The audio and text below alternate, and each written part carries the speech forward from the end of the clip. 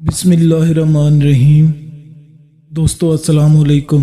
YouTube channel Abdullah brothers पर खुश आमदीद। दोस्तों अगर आप चैनल पर नए हैं और आपने चैनल को सब्सक्राइब नहीं किया तो इसे सब्सक्राइब कर लें और साथ मौजूद बेल के आइकन को दबा लें ताकि हमारी हर आने वाली नई वीडियो आप तक पहुंचती रहे। बनी इसराइल में नसूर नामी एक औरत नुमा आदमी था।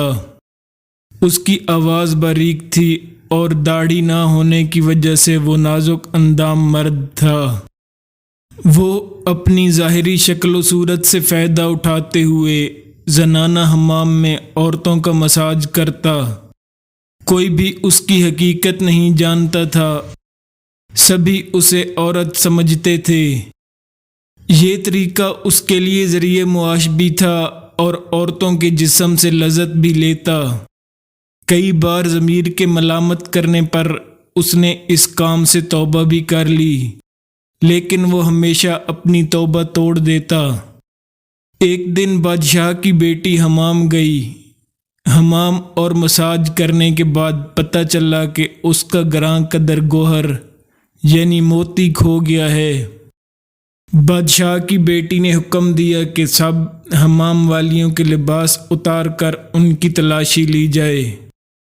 तमाम की तलाशी ली गई मगर हीरा नहीं मिला। इधर नसूर रुसवाई के डर से एक जगह छुप गया। जब उसने देखा कि शहजादी की कनीज़ें उसे ढूंढ रही हैं तो सच्चे दिल से खुदा को पुकार उठा और खुदा की बारगाह में दिल से तौबा की और वादा किया कि आइंदा कभी भी ये काम नहीं करूँगा। मौला तू मेरी लाज रख ले, मैं अपने तमाम गुनाहों से तौबा करता हूँ। वो दुआ मांग ही रहा था कि अचानक बाहर से आवाज़ सुनाई दी, नसूह को छोड़ दो, हीरा मिल गया है। नसूह नम आँखों से शहजादी से रुखसत लेकर घर आ गया। उसने कुदरत का करिश्मा देख लिया था और हमेशा हमेशा के लिए इस काम से तौबा कर ली। कई दिनों से हमाम ना जाने पर एक दिन शहजादी ने बुलावा भेजा कि हमाम आकर मेरा मसाज करो, लेकिन नसूह ने बहाना बनाया कि मेरे हाथ में दर्द है और मैं मसाज नहीं कर सकता। नसूह ने देखा कि इस शहर में रहना उसके लिए मुनासिब नहीं, क्योंकि सभी औरतें उसको चाहती थीं और उसके हाथ से मसाज लेना पसंद करती थीं। उसने जितना भी गलत तरीके से माल कमाया था सब गरीबों में बांट दिया और शहर से निकलकर कई मील दूर एक पहाड़ी पर डेरा डालकर अल्लाह की इबादत में मशगूल हो गया। एक दिन उसकी नज़र एक भैंस पर पड़ी जो उसके करीब घास चर रही थी। उसने सोचा कि ये किसी चरवाहे से भागकर यहाँ आ गई है।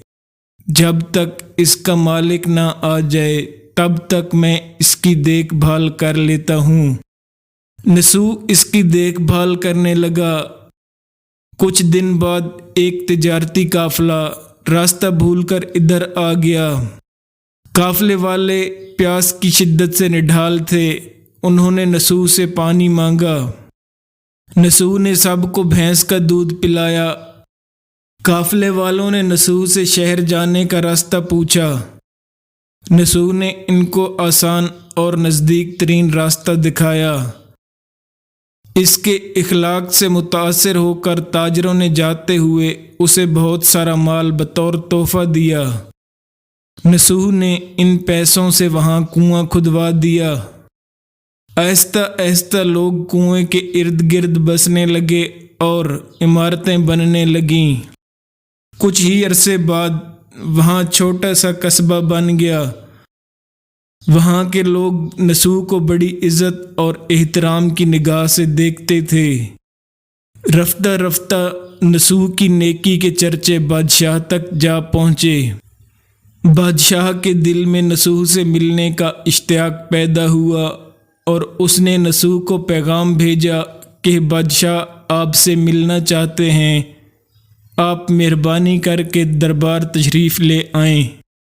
जब नसूह को बादशाह का पैगाम मिला तो उसने मिलने से इनकार कर दिया और माजरत चाही कि मुझे بہت سارے کام ہیں، میں نہیں آ سکتا۔ بادشاہ کو بہت تعجب ہوا، مگر اس بے نیازی کو دیکھ کر بادشاہ کے ملنے کی طلب اور بھی بڑھ گئی۔ بادشاہ نے کہا کہ اگر نسو نہیں آ سکتے تو ہم خود اس کے پاس جائیں گے۔ جب بادشاہ نسو کے علاقے میں داخل ہوا تو خدا کی طرف سے ملک الموت کو حکم ہوا کہ بادشاہ کی روح قبض کر لے، کیونکہ بادشاہ بطور عقیدت نسوح کو ملنے آ رہا تھا اور رعایا بھی نسوح کی خوبیوں کی گرویدہ تھی، اس لیے نسوح کو بادشاہ کے تخت پر بٹھا دیا گیا۔ نسوح نے اپنے ملک میں عدل اور انصاف کا نظام قائم کیا، اور وہی شہزادی جسے عورت کا بھیس بدل کر ہاتھ لگاتے ہوئے بھی ڈرتا تھا، اس شہزادی نے نسوح سے شادی کر لی۔ ایک دن نسوح دربار میں بیٹھا لوگوں کی داد رسی کر رہا تھا کہ ایک شخص دربار میں داخل ہوا اور کہنے لگا، کچھ سال پہلے میری بھینس گم ہو گئی تھی، میں نے اسے بہت ڈھونڈا مگر نہیں ملی، آپ برائے مہربانی میری مدد فرمائیں اور میری بھینس ڈھونڈنے کے لیے میرے ساتھ کچھ سپاہی روانہ فرمائیں۔ نسوح نے اس سے بھینس کی نشانیاں پوچھیں۔ جب اس نے نشانیاں بتائیں تو نسوح نے کہا، تمہاری بھینس میرے پاس ہے، اور آج جو کچھ بھی میرے پاس ہے وہ تمہاری بھینس کی وجہ سے ہی ہے۔ اس کے بعد نسوح نے حکم دیا کہ اس کے سارے مال اور دولت کا آدھا حصہ بھینس کے مالک کو دے دیا جائے۔ وہ شخص خدا کے حکم سے کہنے لگا، اے نسوح، جان لو، نہ میں انسان ہوں اور نہ ہی وہ جانور بھینس ہے، بلکہ ہم دو فرشتے ہیں اور تمہارے امتحان کے لیے آئے تھے۔ تمہیں یہ جو سارا مال و دولت عطا ہوا ہے، یہ تمہارے سچے دل سے توبہ کرنے کا نتیجہ ہے، اور یہ سب کچھ تمہیں مبارک ہو۔ یہ کہہ کر وہ فرشتے وہاں سے غائب ہو گئے۔ اسی وجہ سے سچے دل سے توبہ کرنے کو توبۃ النصوح کہتے ہیں، اور تاریخ کی کتاب میں نسوح کو بنی اسرائیل کے ایک بڑے عابد کی حیثیت سے لکھا گیا ہے۔ نسوح کے قصے سے ہمیں یہ سبق ملتا ہے کہ رزق کمانے کے لیے نسوح نے اللہ کا ناپسندیدہ کام کیا، لیکن جب وہ کام اللہ کے خوف کی وجہ سے چھوڑا تو اللہ نے رزق کے اسباب پیدا کیے اور بادشاہت تک عطا فرمائی، اور جب اس نے حرام طریقہ سے لذت حاصل کرنا چھوڑی تو اللہ پاک نے اسے نکاح میں شہزادی دے دی۔